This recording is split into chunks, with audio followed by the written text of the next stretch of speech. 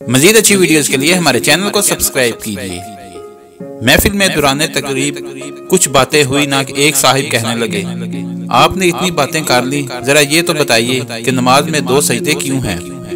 میں نے کہا مجھے نہیں معلوم۔ کہنے لگے یہ نہیں معلوم تو پھر آپ کو معلوم ہی کچھ نہیں۔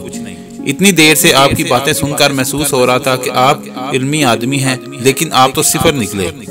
میں نے کہا جناب میں صفر نکلا نہیں، میں صفر ہوں۔ میں نے کبھی دعویٰ نہیں کیا کہ مجھے بہت کچھ آتا ہے۔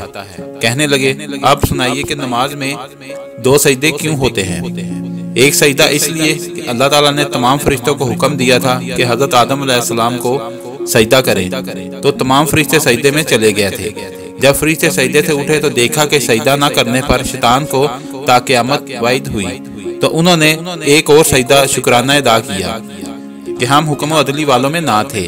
میں نے کہا بہت شکریہ جناب، آپ نے میری معلومات میں اضافہ کیا۔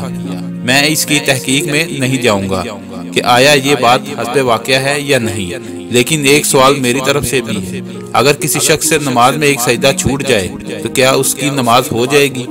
کہتے ہیں مجھے نہیں معلوم۔ میں نے پوچھا جناب کیا ہمیں پہلے وہ معلومات حاصل نہ کرنی چاہیے جن سے زندگی میں اکثر و بیشتر پالا پڑتا ہو یا پڑھنے کی امید ہو؟ اس پر وہ بحث کرنے لگے۔ بہرحال ان صاحب نے تو یہ بات نہ مانی، لیکن میں نے یہ سمجھ چکا تھا کہ لوگوں کے دماغ میں علمیت کا معیار کیا ہے۔ یقین کیجئے میں نے مسجدوں کی دیواروں پر قرآن و حدیث کی بجائے کفر و گستاخی کے فتوے آویزاں دیکھے۔ میں نے کارپینٹر اور مستری کے درمیان علم و غیب کے مسئلے پر بحث ہوتے ہوئے دیکھی ہے۔ اگر آپ کو ہماری ویڈیو اچھی لگی ہے تو اس کو لائک اور شیئر کریں اور کمنٹس میں اپنی رائے کا اظہار ضرور کیجئے۔ شکریہ۔